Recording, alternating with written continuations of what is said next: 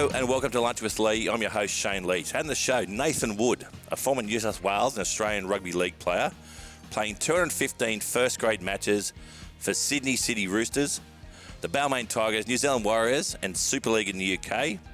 He's regarded in rugby league circles as the greatest prankster with a fantastic sense of humour. But away from footy, he's the brother of boxer Garth Wood and appeared on Challenger as a gladiator. Welcome, Nat, mate. How are you, buddy? I'm good, thanks. Mate, thanks for being on the show. And Phil Emery, a former New South Wales Australian cricketer, wicketkeeper. He was my first captain for New South Wales, scoring 100 in his 100th first-class match and played one test in Pakistan. Away from cricket, he works in the world of insurance broking at Gow Gates. And for that reason, he's a very good golfer. Hello, Phil. Hello, Shana. How are you? Mate, thanks for doing this show. I'll start quickly with you, Phil. I've got I've got yin and yang on the show here today. So, Phil, you went to Shaw private school, and Nat was at a public school. But I want to ask you first. As I mentioned, you were my first captain of New South Wales. How was I as a young student? Well, I think back in the day then, I mean, you became a fine all-rounder. Yes. Playing a number of games for Australia. But back then, I think you were picked in the first game against Western Australia. Correct. In Sydney as our opening bowler. Batting, I don't know. 9. 9 might have been, yeah. Yes. Anyhow, so... Fucking behind you. Yeah. Well, I might have got a bowl before you. In fact, that's the story, isn't it? So, yeah. So you were opening the bowling with Wayne Holdsworth, I think. That's correct. And I think you sent down 12 balls of absolute rubbish. I was nervous. How old were you, 19? I was 18, actually. 18, yeah. 18, okay. So you're bustling in. And I think Jeff Marsh took a little bit of a liking to you through point and wherever else it was getting bowled. And so you had a couple of overs. And then I think I had Wayne on for about 6 or 7. And I took Wayne off. I replaced you, put Wayne on. Took him off after 6 or 7. I walked up to you and went, you're on after. And you went, oh, you don't want me to bowl again, do you? That's very, very true. And I looked at you and I went, well, you are our opening bowler, Shane, and I'm not going to do it. And I think you got Jeff Marsh out. Now, Nat, do you describe yourself, mate, as a Balmain Tiger or a Rooster? I'd describe myself as a South junior originally. Right, okay. Born and bred in Alexandria. But I would have to say, for the simple fact that I played first grade for the Roosters, that I'm probably a chook more than... when it comes to football, more than a rabbit. But I'm born and bred rabbit, so, I'd say it's a 50-50, but if I had to say first grade wise, I'd be a rooster. So I want to ask you, so you're regarded as one of the best pranksters. I want to ask you that what's the story behind you were playing, I think, for the New Zealand Warriors, and Ivan Cleary had a function at his house. He had a long driveway. What happened there? When I was playing at the Warriors, probably every side that I played, I get bored and a bit hyperactive, so It's a fast bowler. I'd just go out and break into teammates' houses just for a bit of fun. And I used to get everyone, like, if I didn't get you, I probably didn't like you. So I used to get, I got Rico, I got so many of them. But when we went to the Warriors, Kevin Camping, who's one of the toughest blokes I've ever played with, he was there, Ivan Cleary and all the Polynesian boys and that. I used to just scare the shit out of the Polynesian boys. They just shit themselves. They're terrified, right? And I used to tell a camper used to say to me with his husky voice, "Don't fucking ever do that to me, or I'll bash you." And I was like, "Bash me?" I said, "You can't fight." I said, "You're gone." You go, "What?" I go, because his missus used to go home every 4 weeks back to Brisbane. So he's at home on his own. And he's scared of the dark, right? True story, he's scared of the dark. And I used to say to him, "Mate, I'm going to get you." And he'd panic. Anyway, I ended up getting him, and then Ivan and his missus used to have the best dinner parties. And we went to his house and we're having a dinner party, and Campo's there telling me I scared the shit out of him. And Ivan goes, "Mate, don't ever do any of that shit here." And I probably played with Ivan at the Roosters, and I said, no, I won't do that. Anyway, he had this beautiful house, and you have to drive down this driveway. And as we were driving down the driveway, I've just said to me, "Missus, I'll see you at home." Opened the door and stunt rolled out of the car. Oh, no. Crawled back up his lawn and climbed up his drain pipe to his bedroom. And I get in his bedroom, they're still doing the dinner party. And I'm thinking, how the fuck am I going to get him to come up here? Yeah. So I get the radio and I turn the radio on in his bedroom as loud as I could. Just starts blaring, right? And I jump in the cupboard. And I'm in the cupboard and I hear dunk, dunk, dunk, dunk, dunk up the stairs. I'm thinking it's Ivan coming up. And someone comes and turns the radio off and I pull the door open and jump out. And it's Nathan Clear. He's like 4. And he just goes, "Wah!" He just screams. And he pisses his pants and runs down the stairs. Ivan comes up ready to kill someone. And that's how I ended up. I think Nathan's actually named after me because of all the pranks that I used to do at the Roosters. And, but I think I scarred poor Nathan. I don't think he's ever got over Well, it. he's come pretty good. He's come good. I was going to say to you, Phil, I think we, and this is you too, Nat, when you played your footy, we all played in, I think, the perfect era. It was sort of, first half of our career was semi-professional. I always say I put the semi in professional. But the second half, we got paid okay. But there were a lot of pranksters in our day too. Like Glenn McGrath, he was a pain in the arse in the change room. Oh, massive pain in the arse. Yeah. There was a game down in Tassie, I think, and it was a miserable. Like it was always raining down there, and we were always off for rain breaks and whatnot. And McGrath was down there with us because he never played any Shield cricket. No, he played 6 or 7 games. Yeah. No, at the start of his career. And then so he was down there. He was injured as usual, but he was getting ready for the next test or a tour or whatever. So he came with Paddy Farhart, the physio, Yes. to keep having treatment. the hairiest man in the world. Oh, yeah, the smiling Millen. But the problem with McGrath was he get bored, and then he used to just be a bloody nuisance. And so we'd come off the field, it had been raining, and we're all tired, and we can't get these blokes out. The umpires weren't doing the right thing for us. It was raining all the time, so we kept on coming on and off, and it was freezing. Come off, and McGrath's just starting to play with bits and pieces. And I remember I had a cup of coffee, and he's, for some reason, decided to, I don't know, put his finger in my ear or push me or something like that, and I sort of went to go at him, and next thing you know, he's whacked the coffee. It's gone in my face and all over me. Next thing, I'm on top of him in the change room, and well, trying to kill him. And at that point, I think we worked out, McGrath, you can't come out. Yeah. And so he got sent home. Yeah. But it's funny, Nat, I was going to say to you, the players right now, you look at the rugby league players, they're potentially going to go on strike before the start of the season. They're talking about injuries, and the big issue that the players have is that they don't get paid. You have to get, if you've got something wrong with your body, you have to get it fixed in the first year you're out of footy, and they want to be looked after. Yep. First question to you, you're boxing, your brother Garth, you did boxing your whole time. Yep. How are you now, and have you had injuries and ongoing stuff post-career? Yeah, so I think the biggest topic at the moment is head trauma. Yeah. And put it this way, in my footy career, I reckon, and I played well above my weight. When I was at the Roosters, I was 72 kilos. Right. Which is light, as. Yeah. Most front rowers were 120 kilos back then. I probably got knocked out. We've worked it out. I've probably got concussed 20 times in my career. Jeez. Which is ridiculous. And I used to, when I was at South originally, I got knocked out, and they used to do a test to see like how smart you were, right? They did this test. And so if you got knocked out, you do this test. When you got knocked out, you do the test. And if you didn't beat your score, you weren't allowed back on. I got knocked senseless. I got a better score, knocked out. And they threw me back on.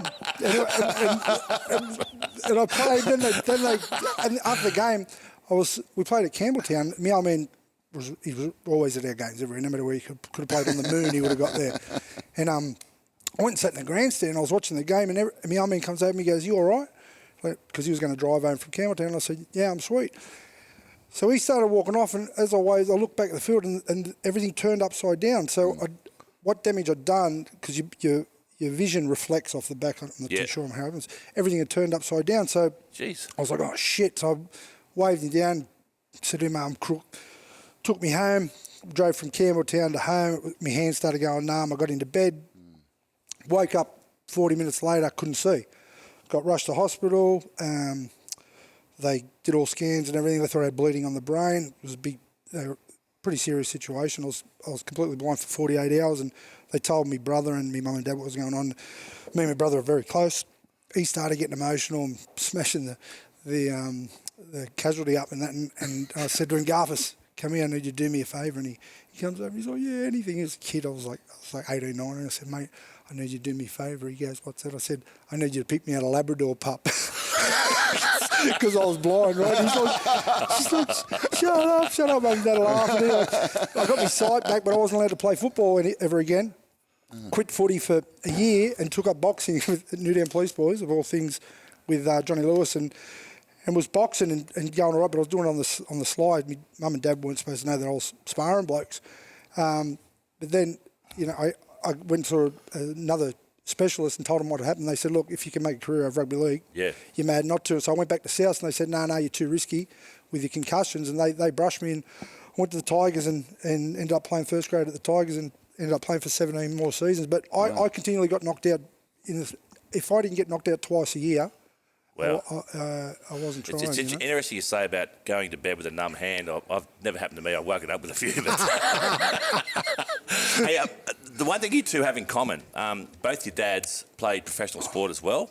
And Phil, your dad was a Wallaby.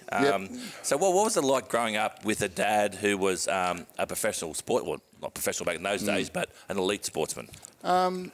Well, it's normal. Like, for me, that was normal. Yeah. So I grew up in a sports room. He was the sports master. Dad's a country boy. He came from Lismore and actually played in Lismore High's first 13 rugby league team when he was 13 years old with the Rayners. So Jack Rayner and his brother. So they're from up there. So Dad knew them. And Jack Rayner's like, legend. Legend of rugby league. Came down to Sydney and he played rugby and cricket at Shaw. So he was actually more interested in cricket, believe it or not. So he was coach of the cricket team at the school. So I grew up in a sports room with footballs, and back then they were leather footies, and he had a big heavy balls, and I learned how to lace a leather ball when I was 10. Wow. Put grips on bats and all sorts of things. So he used me to climb up and down the racks to get all the gear out. So for me, I grew up with sport, and if it was kind of normal. I mean, he was Lancaster bomber pilot originally, so he was in the World War II, and some amazing stories from what they did. He came back, played one game of grade footy, got picked for New South Wales, and then he went on a 9-month tour back to the UK. Wow. With Ken Carney and a whole bunch, Trevor Allen and a whole bunch of them. So I think Dad ended up playing for Whitehaven, captain-coached Whitehaven. He was one of the first rugby union guys to go and play league. Wow. Yeah. So he then lived up in Cumbria, played minor counties cricket. Played against Whitehaven when I was in the UK. Yeah. Well, you were up in Warrington, weren't you? Yeah. Well, so I played up in Barnsley in Yorkshire, and then in and then in Macclesfield, over in Cheshire. But so Dad passed away quite a while ago, and they had a minute's silence for him over in Whitehaven. Isn't that beautiful? He wrote a book. Excellent. Wrote a book on league. So to me, it was like he was contemporaries of Nick Shahady, and my mother was a Wyndon, and her cousin was Cole Wyndon, who's a legend of Randwick. You're destined to play sport. Yeah. And Nat, your old man Barry was a good footballer. Wasn't he? Good athlete, very good athlete. We grew up. Everything we did usually had a ball involved. Yeah. And we grew up. Isn't that great? Really good. We played every sport, and we could if we jigged school. If Dad come home, whatever job he was doing, he used to always come home early. So I don't know how hard he was working. But, we'd jig school, and if me and my brother would be laying on the lounge watching whatever soap he was on at the time, as soon as we heard Dad the key go in the door, we'd jump up and go and get on the bench press and that. He'd walk in and go, "What the fuck are you blokes doing home?" We go, "Oh, it's people free day or some bullshit." And you go, "Oh." You go, "All right, what are you benching?" You go, "I had a curl or whatever." But if we weren't doing weights, we were asleep on the lounge or something, he'd wake the shit out of us. You went to Shaw, Phil. Did you ever jig school? No, it's hard when your old man's there. And he gave you the lift there, so it's a bit tough. I spent a lot of time, I had my holidays there. Like he'd go in there and I'd be out on the oval kicking balls or swimming or doing whatever we'd do. So you had great facilities to use. But I used to hang around after school and be in the nets with all the boarders. There's about 400 boarders in the school. Okay. So I got to grow up with all those guys. So you end up being great mates with the guys in the country and going out into all these fabulous places. But you had plenty of guys to bat and bowl and kick balls with. Hey Nat, I always look for a junior reporter for every one of my shows when I do my research. And my junior reporter this time is a guy called Corey Pearson. He's my best mate, Corey. He says he knows you very well. Now, Corey's told me, Nat, about you, that you are one of the best dancers in the world and used to go off at Biblos back in the days. Yes.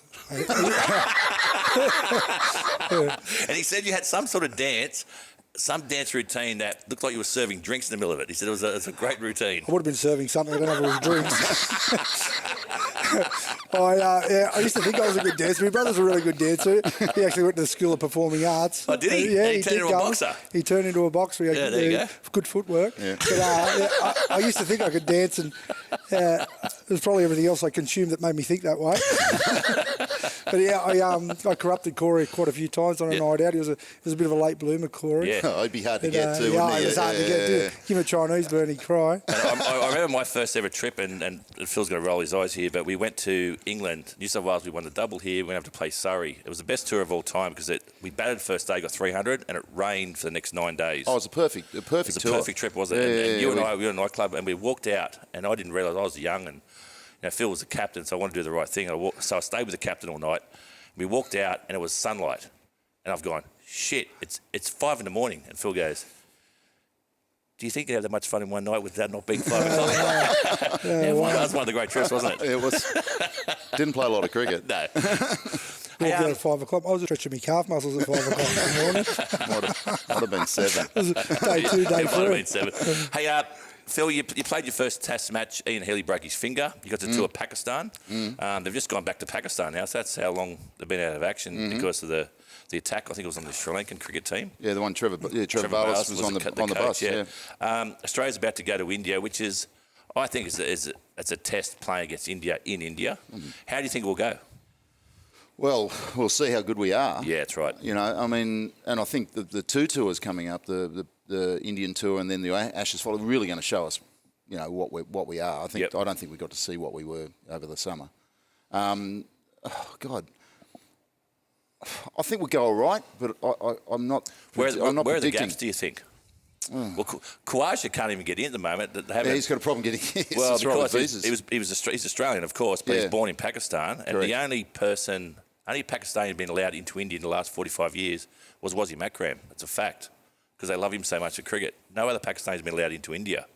I think they'll approve. He had the same sort of issues back in 2012, but there's some issues there. But will he go well against spin? You got Travis Head, who I think is going to struggle a bit. There's a few gaps. Yeah, well, we're not really sure how they're going to go, but both those guys have been in great form and have Yep. actually changed how they've been playing. You know, Khawaja is a good player. He of is a good spin, player. and he's a very good player of spin. For some reason, years ago they wouldn't take him over there, but he's in form. And I mean, you want players who are in form. Specialists for certain areas, yes, but you know, Head's deserved his spot and the way he's played. Now maybe it's the making of him. He seems to be playing straighter. Yep. He's not looking to play square all the time and getting caught out in gully. And he's changed how we've played over the last couple of years, really. But who we've played against has not been. You know, the Ashes tour out here last, they weren't flash. And you got Steve Smith looking unbelievable. You got Labuschagne, who's a great player. So our batting's pretty solid. Reasonably solid. And look, our best bowlers are quicks. Yeah, 100%. You know, apart from Lyon. We're going to take a bunch of guys over there to stop gap that spin bowling spot. Yep. But really, Green's good. yeah, no, I grant that. So you've got to pick your best bowlers who are going to take wickets. Now, you may not be playing another spinner. I don't think we should. No, because I think from what we learnt when we played it in Sydney and the thing used to turn sideways and whatnot, all these states would bring over spinners and just play them. We'd smash them. Yeah, correct. Because if you don't bowl well on it, doesn't matter what you bowl. That's right. You know, so and Indians are going to be invariably the best players to spin. So if they're not specialists and they're not proven wicket takers, you know. Hey, Nat, let's talk footy because I was getting quite excited this morning. I thought I'd start to smell the wet grass. You know, in summer, with cricket season around, you smell the cut grass. Yeah. But I started to smell the wet grass and a bit of deep heat. Footy season's starting.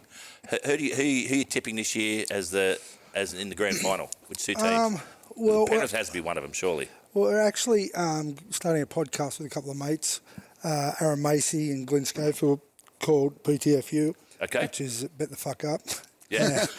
And the boys, we've got a bunch of knockabouts that are on the panel or on the crew that they're experts in their own field, and Mace is a horse expert, and obviously Glenn's one of the greatest jockeys there is. Yes, there is. I'm actually heading up the NRL side of things, so all things NRL I'll be talking about. And I think, not just because I am a Rooster, I think that the Roosters will be really hard to beat. I think that luck's got a lot to do with everything. I think they've had a lot of bad luck, injuries being the main issue with them. If they can stay injury-free, the fire in their belly's got to be pretty good. And we know how good Robbo is, so I think that that the Roosters are a massive chance this year. Yeah. Obviously Penrith. I wouldn't be surprised. You got the grub from Melbourne too. Yeah. I like the cheese. Yeah. The cheese. I like the cheese. I like the cheese. He's a bit of a character. Yep. Saw him put bricks in Bellamy's bag a couple of years ago. You see that one? I was pretty impressed with that. I thought he'd get in my gang, that blow. But yeah, I think the Roosters will be really hard to beat, and I'd like to see him do it. I like South, of course. South born and bred, so I like South. But I also think that Cronulla are going to be really good too. They've had a year under Fitzy. Fitzy's one of the best up and coming coaches. A great bloke, and I'd like to see him do really well with them. Yeah. Now, Phil, I know you're involved post retirement, involved with New South Wales past players called the Baggy Blues. You've done a lot of stuff there, and it's really, really important that once you sort of bowl or hit your last ball, the lights get turned off and you sort of go off into oblivion. So it's really, really important to get back together as mates and to catch up, and you've done a lot of stuff with that with the Baggy Blues. Maybe tell us about that, because it's really important that I think for cricketers, at least in the last year or so, we've lost Warney and Andrew Simons and Rod Marsh and some of the greats of the game. And we've seen guys like Slater and McGill sort of go down paths that they probably wouldn't want to go down. They're in a bit of trouble. Talk me about the Baggy Blues. So we started about 11 years ago, I think. I mean, there was a whole, from when you finish your career, and as you just said, the caravan continues on and you just jump off it. Yeah.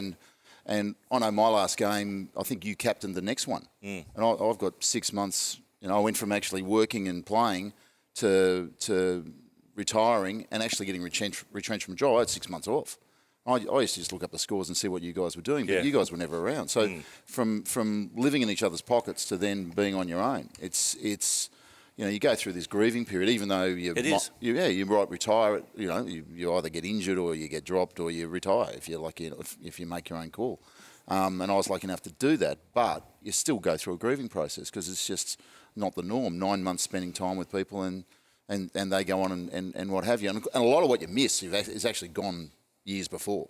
But what we did was we got together and basically Gav Robertson called a bunch of us together and we developed an idea of sorting our own sort of alumni group up, which we've done. So we're the past players, past, current, men, women, and umpires, believe it or not. I don't know if they snuck in there, but they're part of the game as well.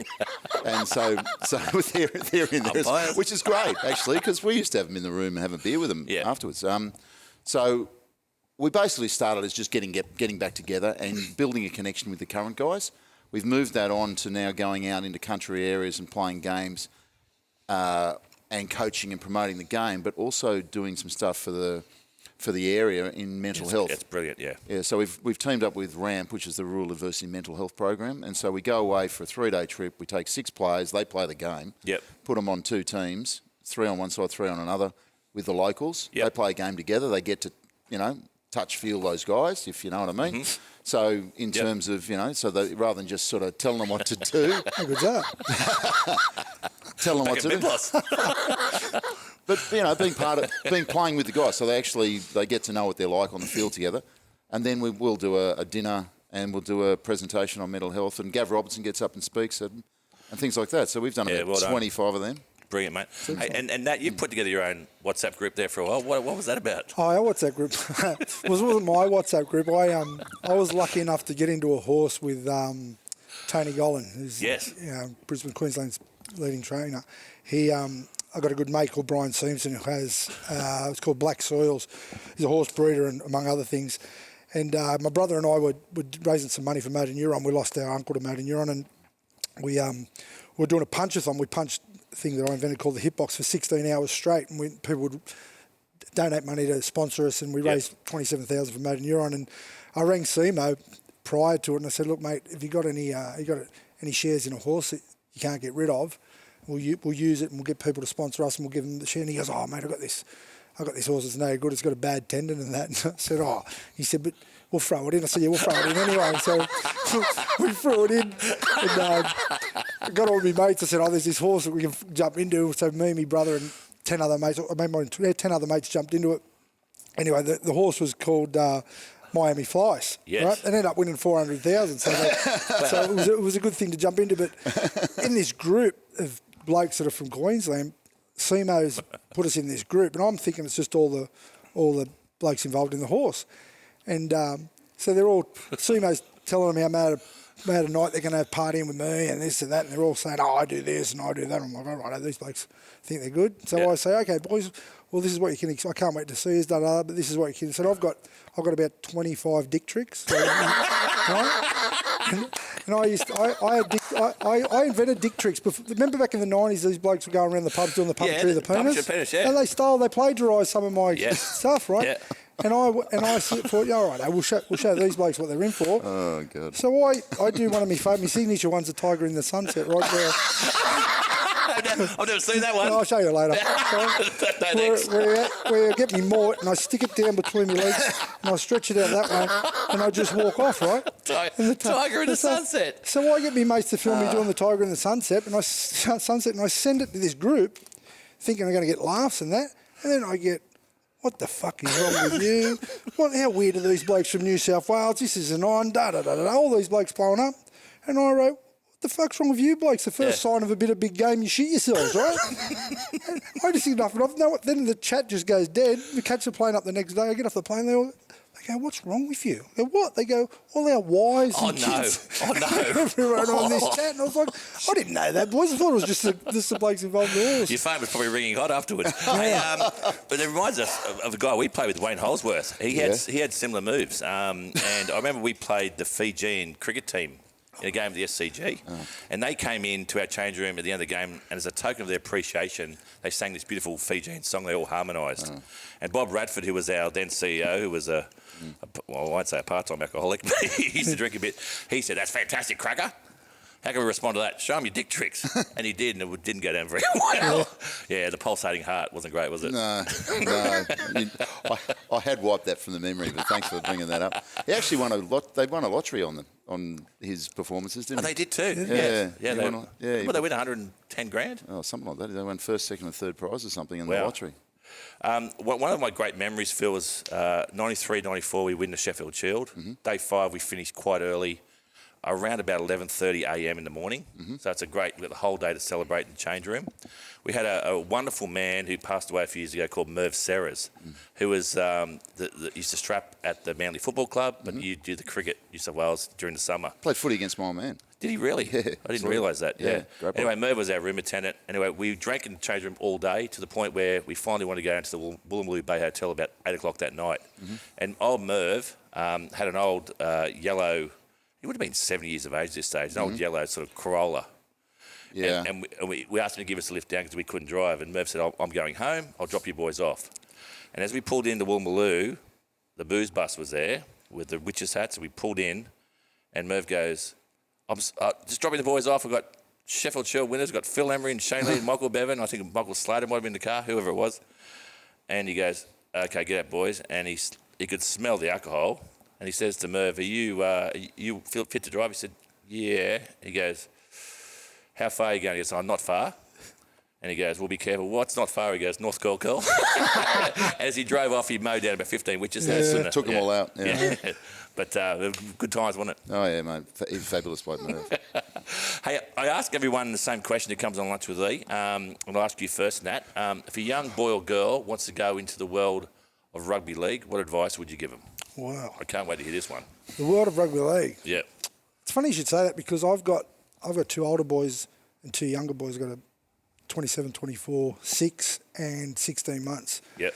So my 6-year-old's playing soccer and that at the moment, and I'm sort of leaning to him playing soccer. Okay. And I love rugby league. Yeah. But what from the way it's taken its toll on me with I've got memory issues and stuff that's going on at the moment. I probably it sounds bad. I probably wouldn't steer a young kid into rugby league at the moment because if they want to play professional sport, what advice I want to would play you professional sport. Look, you got to do the little things. You got to sacrifice things. You got to do the extras. I think every professional sport, it's all about the extras. You know what I mean? What you do outside of the normal training times is what makes the difference. You know, we're all there's a bee's dick's difference in ability once you get to the top level. Yep. You know, the difference is what you're willing to sacrifice, the extras you do. You know, what you do when the bloke that's playing your position, what he won't do. You know. Yeah. So for me, it's just doing the extras and making the sacrifice that that is the difference between Yep. being good and being great. You And know? Phil, a young boy or girl wants to go and become a professional sportsman. What advice would you give them?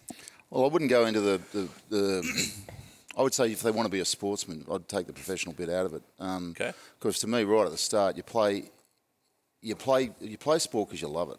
Yeah, good. Yep. You know, and if you don't, well, you're not going to make it anyhow. Yeah, it's a good point. So I think you've got to love what you do. Yep. I think all the trappings and bits come later, but it's hard work, and it's little. As they said, it's little things. It's skills carry it. You know, so for us, it was always around the little bits and pieces that you're going to be able to carry you into day 5. You know, in the last hour. You know, to make a catch or to do something like that, or to score the runs, or to be able to stump up and bowl. So you've got to love that. If you don't love that competition and you don't love that work ethic, then you're not going to make it. Yeah. I mean, I got 2 boys play rugby. One's playing first grade in Sydney, and the other one's over in England, and mate, they work harder than I ever did. Yeah. And That would be hard. You were my training partner.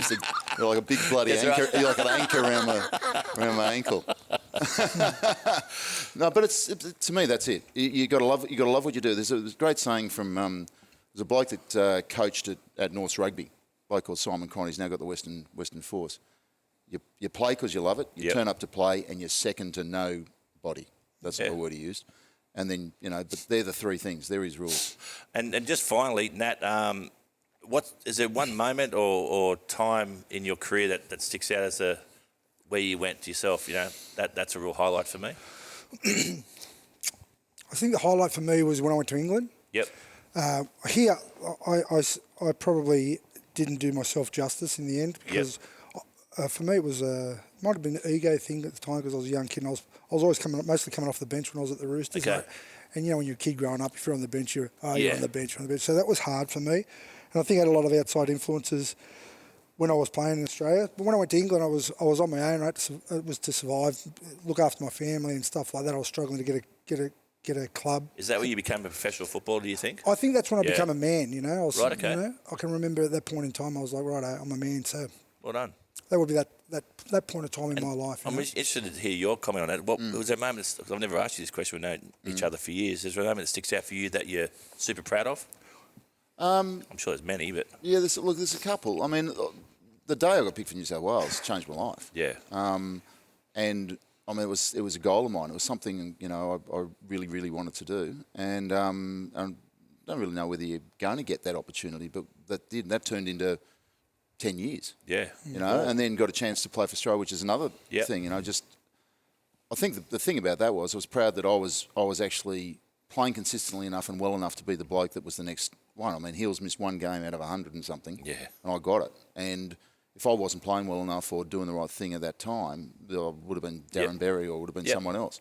And that... Quick shout to Darren Berry. Should have seen his face when I'd asked Jimmy Marr how many times he'd kept for Australia. It was 16. He almost died. And then I think the things that I was really proud of that 93, 94 side. Yep. When we were just the kids and we got flogged in Perth in 2 days, heads on tombstones in papers, and then we win 7 outright games and won more outright games than anyone had ever won, and win the Shield with a bunch of kids. But also grade cricket. Won two premierships with my club side, which is, God, people go through forever not getting that chance. Yep. And that's really hard. Yeah. Like 20 sides, and there's usually some dominant sides in the competition, but to do that, I was nervous. Well, I want to thank you both for coming on Lunch with Lee. It's been fun. We're here at the Mosman Rowers down in the beautiful Mosman Bay. We better go downstairs now and have a fantastic lunch. We've got a fantastic restaurant here. We'll have an O'Brien beer. Phil's going to apologise to me finally for that one catch he dropped off me many years ago down in Tasmania. And you hit me in the head just up the road here, you dickhead. Rawson Oval. Remember that? But thanks for coming on Lunch with Lee, guys. And we'll be back soon. Next time. Thanks guys. Cheers. Thank you very much.